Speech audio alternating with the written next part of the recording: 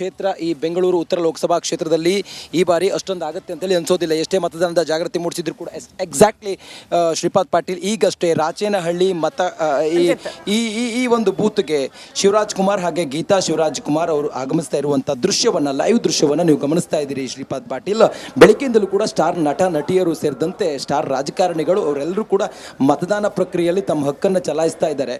ಈಗಷ್ಟೇ ನೀವು ಗಮನಿಸ್ತಾ ಇದ್ದೀರಿ. ಗಂಟೆ ಹೆಚ್ಚು ಕಮ್ಮಿ ಈಗ 3 ಗಂಟೆ 53 ನಿಮಿಷ ಆಗಿದೆ. ಶಿವರಾಜ್ ಕುಮಾರ್ ಹಾಗೆ ಅವರ ಧರ್ಮಪತ್ನಿ ಗೀತಾ ಶಿವರಾಜ್ ಕುಮಾರ್ ಅವರು ರಾಚೇನಹಳ್ಳಿ ಮತಗಟ್ಟೆಗೆ ಆಗಮಿಸಿರುವಂಥ ಲೈವ್ ದೃಶ್ಯ, ನೇರ ದೃಶ್ಯವನ್ನು ಗಮನಿಸ್ತಾ ಇದ್ದೀರಿ. ಶಿವರಾಜ್ ಕುಮಾರ್ ವೋಟರ್ ಐಡಿ ಮತ್ತು ಗುರುತಿನ ಚೀಟಿಯೊಂದಿಗೆ ಆಗಮಿಸಿರುವಂಥ ದೃಶ್ಯ ಲೈವ್ ನೀವು ಗಮನಿಸ್ತಾ ಇದ್ದೀರಿ. ಇದು ರಾಚೇನಹಳ್ಳಿ ಮತಗಟ್ಟೆ. ಇಲ್ಲಿ ಶಿವರಾಜ್ ಕುಮಾರ್ ಮತ್ತು ಗೀತಾ ಶಿವರಾಜ್ ಕುಮಾರ್ ನಿಮ್ಗೆ ಗೊತ್ತಿರೋ ಹಾಗೆ ಶಿವಮೊಗ್ಗ ಲೋಕಸಭಾ ಕ್ಷೇತ್ರದಲ್ಲಿ ಕಾಂಗ್ರೆಸ್ನಿಂದ ಕಣದಲ್ಲಿದ್ದಾರೆ. ಇವತ್ತು ತಮ್ಮ ಮತಗಟ್ಟೆ ಇಲ್ಲಿ ರಾಚೇನಹಳ್ಳಿಗೆ ಬಂದು ಅವರು ತಮ್ಮ ಮತವನ್ನು ಚಲಾಯಿಸುವುದಕ್ಕೆ ಬರ್ತಿರುವಂಥ ದೃಶ್ಯ. ಅಭಿಮಾನಿಗಳು ಕೂಡ ಇದ್ದಾರೆ, 100 ಜನ ಇದ್ದಾರೆ. ಅವರೆಲ್ಲರೂ ಕೂಡ ಅವರ ಜೊತೆಯಾಗಿ ಬಂದಿದ್ದಾರೆ. 3 ಗಂಟೆ 50 ನಿಮಿಷ ಆಗಿದೆ. ಈಗ ಬಂದು ಅವರು ತಮ್ಮ ಹಕ್ಕನ್ನು ಚಲಾಯಿಸಿರುವಂತ ಲೈವ್ ದೃಶ್ಯವನ್ನು ಗಮನಿಸ್ತಾರೆ. ನಿಮ್ಮಿಬ್ಬರನ್ನು ಮತ್ತೆ ಸಂಪರ್ಕಿಸ್ತೀವಿ, ಮತ್ತಷ್ಟು ಅಪ್ಡೇಟ್ಸ್ ನಿಮ್ಮಿಂದ ಪಡಿತೀವಿ. ನೋಡ್ತಾ ಇದೀವಲ್ಲ, ಇದರ ಮತದಾನದ ವೈಖರಿ ಏನಿತ್ತಲ್ಲ, ವೆರಿ ಕಲರ್ಫುಲ್. ಸಿಕ್ಕಾಪಟ್ಟೆ ಜನ, ನಟ ನಟಿಯರು ಇರಬಹುದು, ರಾಜಕೀಯ ಮುಖಂಡರುಗಳು ಇರಬಹುದು, ಎಲ್ಲರೂ ಕೂಡ ಬಂದು ಮತದಾನ ಮಾಡಿದ್ರು.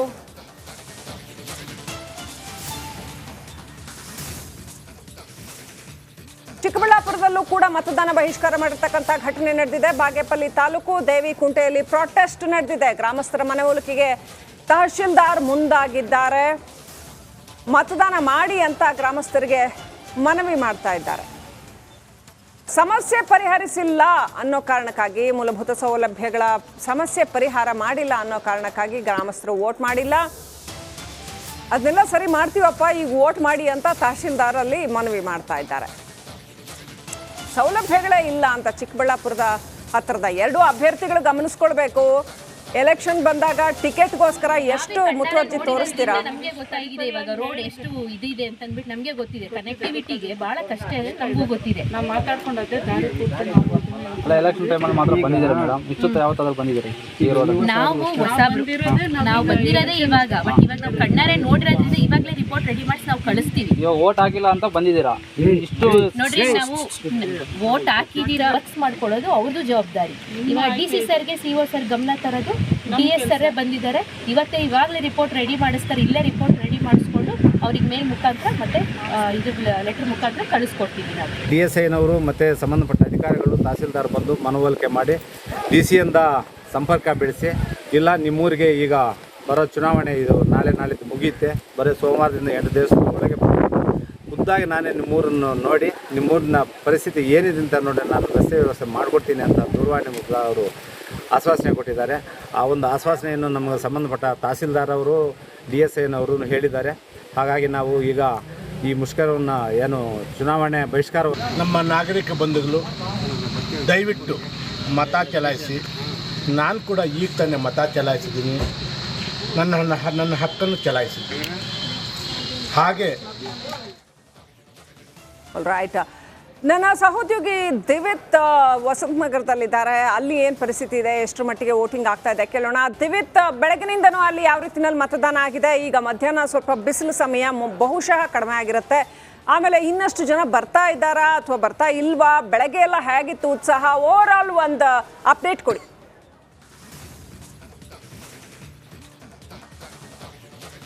ಖಂಡಿತವಾಗ್ಲೂ ಶ್ರೀಲಕ್ಷ್ಮಿ ರಾಜ್ಕುಮಾರ್, ಯಾಕಂತಂದ್ರೆ ನೋಡಿ, ನಾನು 3 ವಿಧಾನಸಭಾ ಕ್ಷೇತ್ರಗಳು, ಅಂದರೆ ಬೆಂಗಳೂರಿನ ಸೆಂಟ್ರಲ್ನ ಒಟ್ಟು 3 ವಿಧಾನಸಭಾ ಕ್ಷೇತ್ರಗಳನ್ನು ಕವರ್ ಮಾಡ್ತಾ ಇರೋದು. ಮೊದಲನೇದಾಗಿ ಶಿವಾಜಿನಗರ, ಶಾಂತಿನಗರ ಮತ್ತು ಚಾಮರಾಜಪೇಟೆ, ಈ 3 ವಿಧಾನಸಭಾ ಕ್ಷೇತ್ರಗಳು. ಮೊದಲಿಗೆ ನಾವು ಶಿವಾಜಿನಗರದ ಕೆಲವೊಂದು ಬೂತ್ಗಳಿಗೆ ಭೇಟಿ ಕೊಡ್ತೇವೆ. ಅದರಲ್ಲೂ ಪ್ರಮುಖವಾಗಿ ಮೌಂಟ್ ಕಾರ್ಮೆಲ್, ಅಲ್ಲಿ ಒಟ್ಟು 3 ಬೂತ್ಗಳಿದೆ. ಆ 3 ಬೂತ್ಗಳಿಂದ ಒಟ್ಟು 4080 ಮತದಾರರಿದ್ದಾರೆ. ಆ 4080 ಮತದಾರರಲ್ಲಿ ನೋಡಿ, ಬೆಳಗ್ಗೆ 7 ಗಂಟೆಗೆ ಮತದಾನ ಆರಂಭ ಆಗುತ್ತೆ. 7 ರಿಂದ 9 ಗಂಟೆವರೆಗೆ 400 ಜನ, 400ರಿಂದ 450 ಜನರು ಮತವನ್ನು ಹಾಕ್ತಾರೆ. ಅದಾದ ಬಳಿಕ ನೀರಸ ಪ್ರತಿಕ್ರಿಯೆ ಮತ್ತೆ ಇಲ್ಲ, ಯಾರು ಕೂಡ ಬರ್ತಾ ಇಲ್ಲ. ನಟ ಶ್ರೀಮುರಳಿ ಬರ್ತಾರೆ, ಹೇಳ್ತಾರೆ ಅವರು ಎಲ್ಲರೂ ಕೂಡ ಬಂದು ಮತವನ್ನು ಹಾಕಬೇಕು, ಯಾಕಂದರೆ ಇದು ದೇಶದ ಹಿತಕ್ಕಾಗಿ, ದೇಶದ ರಕ್ಷಣೆಗಾಗಿ, ದೇಶದ ಅಭಿವೃದ್ಧಿಗಾಗಿ ಮನೆಯಲ್ಲಿ ಕೂತು ಮಾತಾಡೋದಲ್ಲ, ಇಲ್ಲಿ ಬಂದು ಮತದಾನವನ್ನು ಮಾಡೋ ಮುಖಾಂತರ ನಿಮ್ಮ ಒಂದು ಹಕ್ಕನ್ನು ಚಲಾಯಿಸಿ ಅಂತ ಹೇಳ್ತಾರೆ.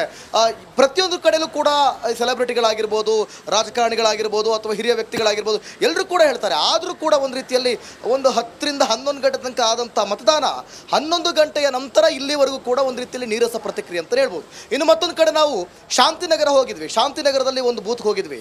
ಅಲ್ಲಿ 3 ಬೂತ್ಗಳಿಂದ ಒಟ್ಟು 2000 ಮತಗಳನ್ನು ಹಾಕೋದಿತ್ತು. ಆದರೆ ಇಲ್ಲಿವರೆಗೂ ನೀವು ನಂಬ್ತಿರ ಬಿಡ್ತೀರ ಗೊತ್ತಿಲ್ಲ, ಕೇವಲ 450 ಮತದಾರರು ಮಾತ್ರ ಮತದಾನವನ್ನು ಮಾಡಿದ್ದಾರೆ. ಇನ್ನು ಮಿಕ್ಕಂಥದ್ದಲ್ಲಿ ಕೇವಲ 29%. ಓವರ್ ಆಲ್ ಬೆಂಗಳೂರು ಸೆಂಟ್ರಲ್ ಅಂತ ಬಂದಾಗ ನಿಮಗೆ ಈಗ ರಂಜಿತ್, ನಮ್ಮ ಕೊಲ್ಲಿಗ ರಂಜಿತ್ ಈಗ ರಾಚನಹಳ್ಳಿಯಿಂದ ನೇರ ಸಂಪರ್ಕದಲ್ಲಿ ಜಾಯ್ನ್ ಆಗಿದ್ದಾರೆ.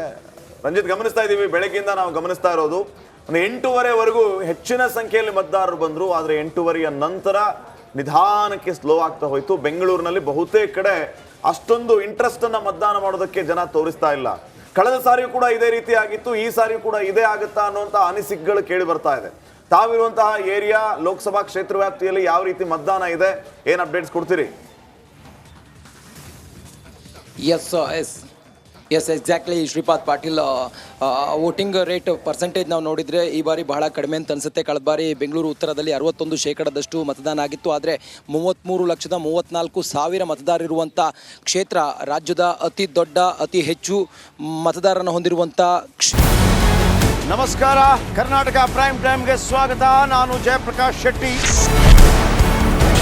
ಇಡೀ ಕರ್ನಾಡು ಇವತ್ತು ರೆಬೆಲ್ ಆಗಿ ನಿಂತಿದೆ. ಈ ಹಗರಣಗಳನ್ನು ಸದನದಲ್ಲಿ ಪ್ರಸ್ತಾಪ ಮಾಡಲು ಕೂಡ ಕಾಂಗ್ರೆಸ್ ಹಿಂದೇಟು ಹಾಕಿದ್ದೇಕೆ? ನಿಮ್ಗೆ ಸಂಬಳ ಅದಕ್ಕೆ, ನಿಮಗೆ ವಾಹನ ಅದಕ್ಕೆ, ನಿಮಗೆ ವೆಪನ್ ಅದಕ್ಕೆ, ನೀವು ಅದನ್ನು ಸೆರೆ ಹಿಡಿಬೇಕಾಗಿತ್ತು. ನೀವು ವಿದ್ಯುತ್ ಬರ ಇದೆ ಅಂತ ಹೇಳ್ತಾ ಇದ್ದೀರಿ, ಎಲ್ಲಿ ಬರ ಇದೆ ನೀವು ಹೇಳಬೇಕು. ಪಾಕಿಸ್ತಾನ್ ಆಕ್ಯುಪೈಡ್ ಕಾಶ್ಮೀರ್ ಅದು ಎಂದೆಂದಿಗೂ ನಮ್ಮದು. 40 ಮೆಷಿನ್ಗಳು ತಂದಿತ್ತು ನೋಟ್ ಎಣಿಸುವುದಕ್ಕೆ, ಅದೇ ಹಾಳಾಯಿತು. ಮಥುರಾದ ಗಲಾಟೆ ಇದೆಯಲ್ಲ, ಅದು ಸ್ಥಳೀಯವಾಗಿ ಕೂತು ಪರಿಹರಿಸಬಹುದಾದಂಥ ಕಾನೂನಿದೆ. ಗ್ಯಾರಂಟಿ ಯೋಜನೆಯಿಂದ ನಷ್ಟ ಆಗಿದೆ, ಲಾಭ ಆಗಿದೆ, ದಯವಿಟ್ಟು ಹೇಳಿ. Dawood Ibrahim most wanted criminal ಯಾವಾಗಾದ ಅಂದರೆ ಇಲ್ಲಿ ತನಕ ಭಾರತ ದೇಶದಲ್ಲಿ ಓರ್ವ ದಲಿತ ಪ್ರಧಾನಿಯಾದಂಥ ಇತಿಹಾಸವೇ ಇಲ್ಲ.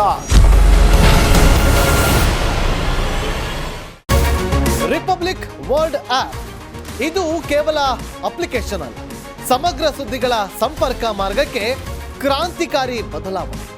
ರಿಪಬ್ಲಿಕ್ ವರ್ಲ್ಡ್ ಆಪ್ ಕೇವಲ ಸುದ್ದಿ ಅಪ್ಲಿಕೇಶನ್ ಅನ್ನ ಪರಿಚಯ ಮಾಡ್ತಾ ಇಲ್ಲ, ಬದಲಾಗಿ ಡಿಜಿಟಲ್ ಸುದ್ದಿ ಬಳಕೆಯ ಹೊಸ ಯುಗಕ್ಕೆ ನಾಂದಿ ಹಾಡ್ತಾ ಇದೆ. ಇದೊಂದು ಬ್ರೇಕಿಂಗ್ ನ್ಯೂಸ್, ಪ್ರಭಾವಶಾಲಿ ಕಾರ್ಯಕ್ರಮಗಳಿಗೆ ಗಟ್ಟಿಯಾದ ವೇದಿಕೆ. ರಿಪಬ್ಲಿಕ್ ವರ್ಲ್ಡ್ ಅಪ್ಲಿಕೇಶನ್ ಈಗ ಲೈವ್ ಆಗಿದೆ. ಗೂಗಲ್ ಪ್ಲೇಸ್ಟೋರ್ ಮತ್ತು ಆಪಲ್ ಆಪ್ ಸ್ಟೋರ್ ಎರಡರಲ್ಲೂ ಲಭ್ಯವಿದೆ.